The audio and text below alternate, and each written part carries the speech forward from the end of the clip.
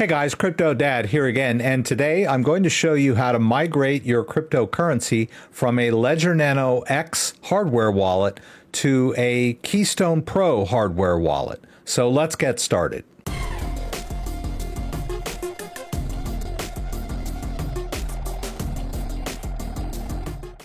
All right, so due to the fallout of the announcement of the Ledger Recover feature, a lot of people have soured on the Ledger Nano X hardware wallet, which is a shame. It's a great wallet. I've been using it for years, but a lot of people have lost faith in the security of the device. I personally have not, but because of this new feature that allows the export of the private key, a lot of people feel that the device is no longer secure, and it's possible that it has never really been that secure. There's no way to cryptographically prove this. Using the wallet does require a certain amount of trust in the company, and a lot of people have lost faith in Ledger devices.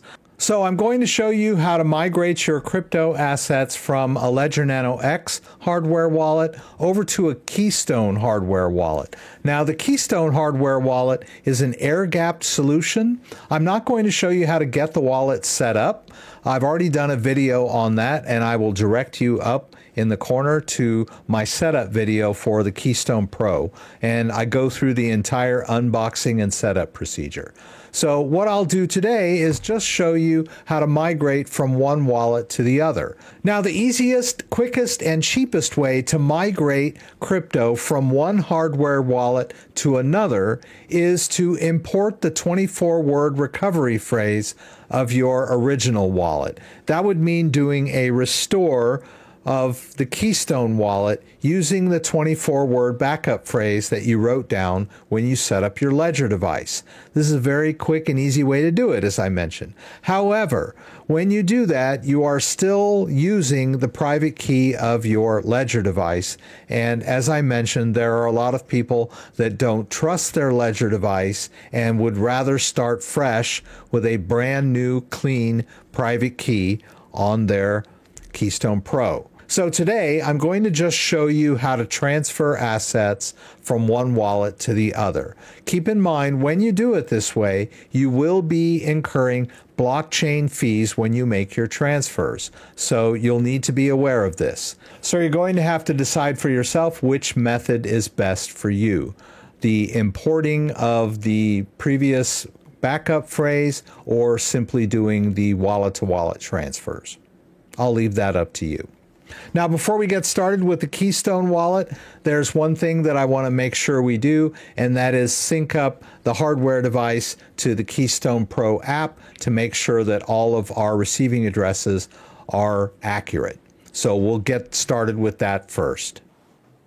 So we'll go ahead and power up our Keystone Pro. This is the air-gapped hardware wallet component of the Keystone Pro. Now, basically, this device holds the private keys for all of your crypto, and that's pretty much all it does. You can see the addresses on the device, but you can't really manage the crypto from the device. It's the security element of the wallet. All right, so I've set up my fingerprint. There's a fingerprint sensor on the back. All right.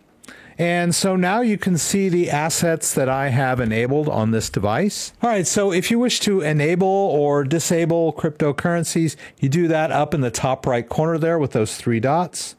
You can go to Manage Assets, and you can see here that they support quite a few different cryptocurrencies. You can just enable them here. We'll just enable a couple extras here. When you're done, you'll hit the check mark up here. All right, and so now you can see that I've got quite a few different cryptocurrencies available that I may or may not have over on my Ledger Nano X. And then we also want to sync with our app to make sure that all of these addresses are in sync with the app.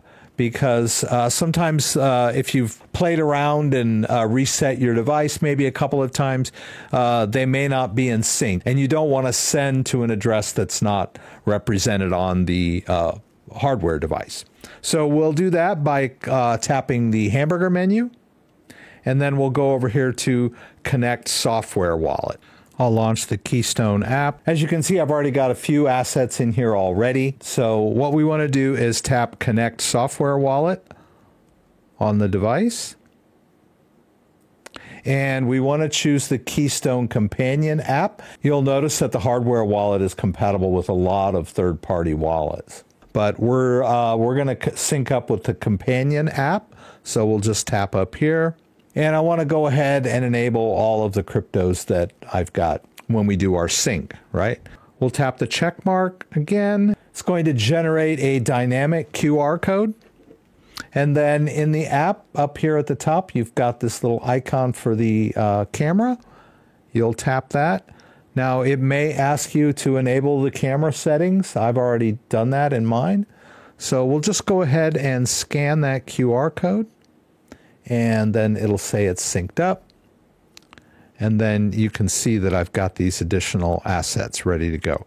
Also, you can double check this. Like for instance, on the Bitcoin, if we tap Bitcoin and do a receive, right, it's going to show us the Bitcoin address. You'll just want to confirm that on your device. You can go back here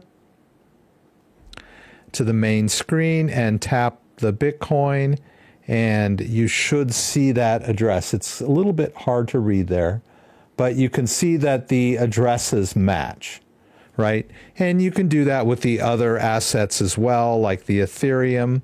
You can look at the address there, go back to your Ethereum wallet, do a receive, and just double check that those are the same addresses, right? You can verify that. All right, even for the dot, even do the receive, go back here, go down to dot, and then look at the dot address on this, and look at the dot address on your app, and just confirm that everything is synced up and that all of the addresses match, right? We don't want to send to an address that's not properly synced up. It might not go where we expect it, right?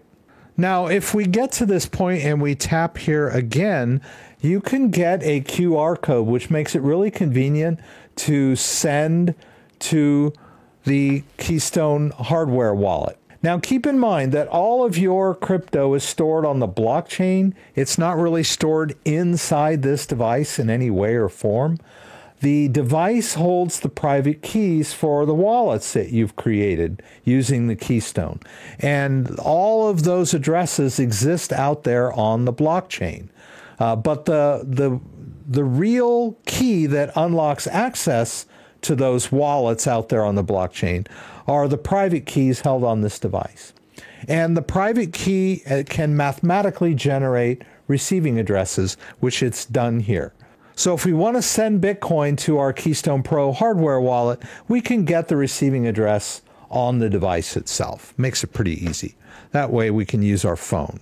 Now I'll do a couple of examples of that here using the QR code, and then I'll show you some other examples where we can send the address to our desktop so that we can use our desktop version of Ledger Live. Depends on what you feel more comfortable doing. So basically what I'll do here is switch over to my Ledger Live on my phone. So once we launch our Ledger Live app, this is the home screen that we'll be presented with. Now, when we send crypto out of our Ledger Live app, we're going to need the device. The device is the key that keeps all of the assets locked safe and tight. So we basically need to unlock when we're sending crypto out using our device. So that's what's called signing the transaction. So we'll want to just make sure that we have our device ready to go. In the case of our Ledger device, we're going to be using the Bluetooth interface. So we don't need it connected to our computer, but we do need it to be charged up and powered on. And we need to enter our PIN. So I'll take care of that. All right, so once we have the device powered up and ready to go, we'll start with Bitcoin. So I've got some Bitcoin in here. Want to make sure that we're in the right account. We might have multiple Bitcoin accounts. And I'll go ahead and do a send. And I'll send about $50 worth of Bitcoin. Now I need the address. Now this is where we scan the QR code of our Keystone Pro. We've got this scan QR code option. We just scan that QR code in and we're ready to go. Now, of course, we want to verify too. Just look at the address that they have here. All right, you'll just want to verify that that address matches. I know it's a little bit hard to see on camera, but in person, it's not that difficult to read this address. There you go. There you go. That's the address there. Okay. All right, so you'll just want to verify that that's the same address. All right, if you tap there, you can see the end of it. All right, so once you have the address scanned in, you'll just hit continue and then enter the amount that you'd like to send. All right, and then hit continue on your phone. And then they'll give you a quick overview of the transaction. You'll hit continue again on your phone. And now it's going to communicate with your device and ask you to open the Bitcoin app. So we'll go ahead and do that by clicking both buttons. All right, and then it basically just wants us to approve this outgoing transaction. All right, so it's going to come up on our device shortly. We'll just advance through this information by clicking the metal button until we get to approve, and then we'll click both buttons. And then we're also going to need to approve the blockchain fees when we do a Bitcoin outgoing, right? We'll click accept and send on that, and off it goes. All right. Now, I get a lot of questions. People will look at their hardware device and they'll wonder why it doesn't show them their balance. As I mentioned, this is just the security part of the wallet. It doesn't really do much of the day-to-day managing of the cryptocurrency. That's done over on the app. And you saw me sync up the app, so we can use the app to verify our transfers. All right, you can see that there is a pending incoming transaction. Now we can do the same thing with Ethereum. If we want to send Ethereum, we can generate the address on the hardware device. This is receiving only. All right, we can generate that address on our hardware device. Then we can go back over to Ledger Live and do another send.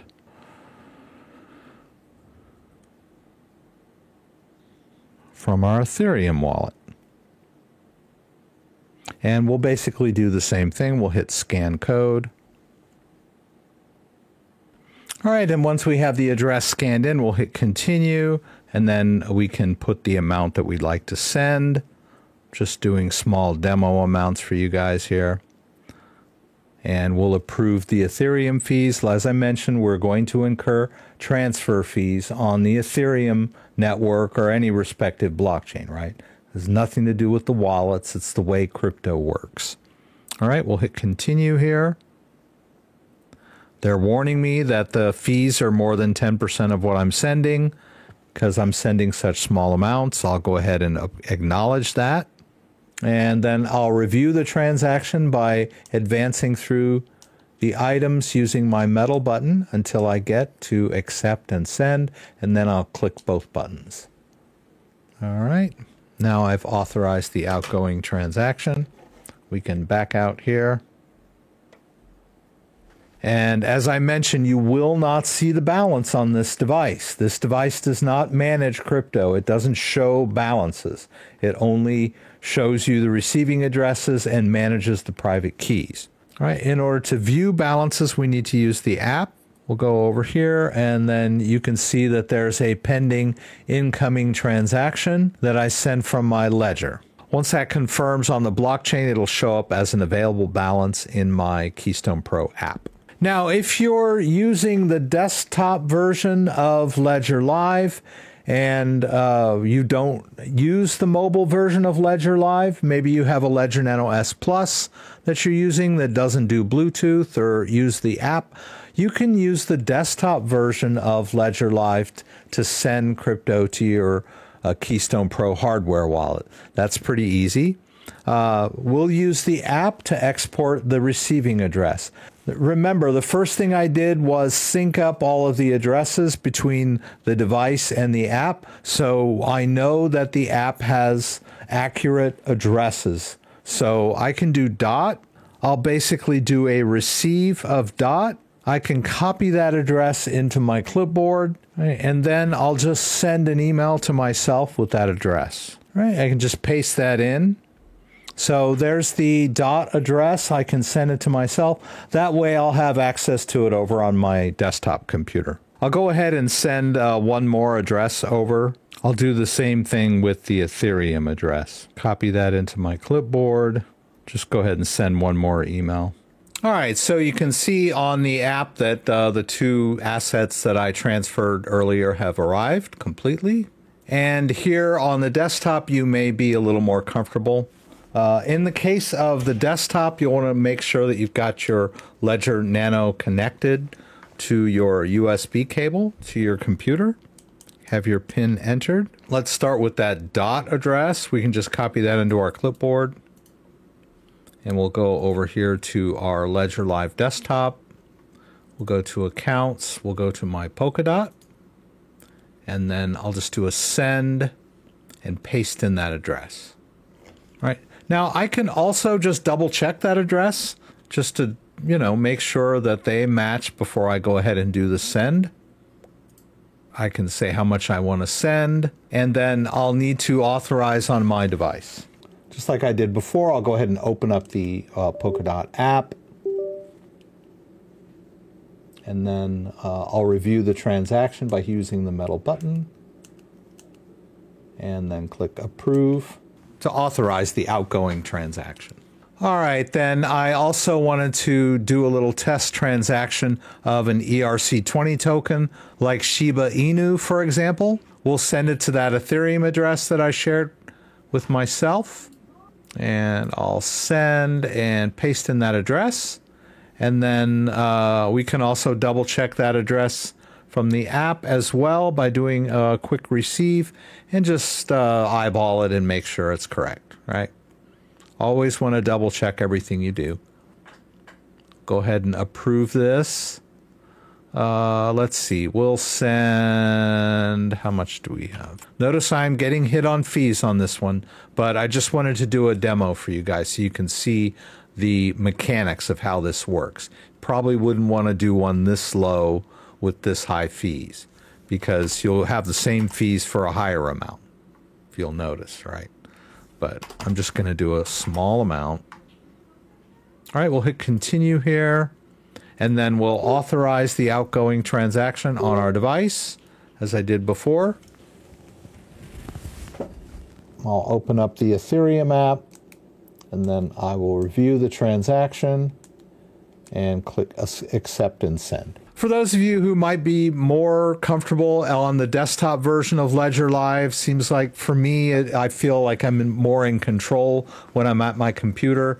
And some of you that might be using Ledger Nano S Plus may not have the phone app, right? Or might not be comfortable using the phone app. So it's quite easy to share addresses with yourself through email, and then you can double check them on the app before you send, right? Just make sure everything is correct.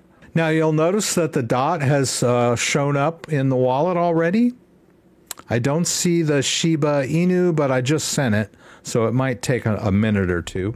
Notice that I just sent it to the Ethereum address. We might need to enable it here in the app. I can hit the plus and do that. Yeah, like do SHIB, just enable that. Yeah, and you can see that the SHIB arrived.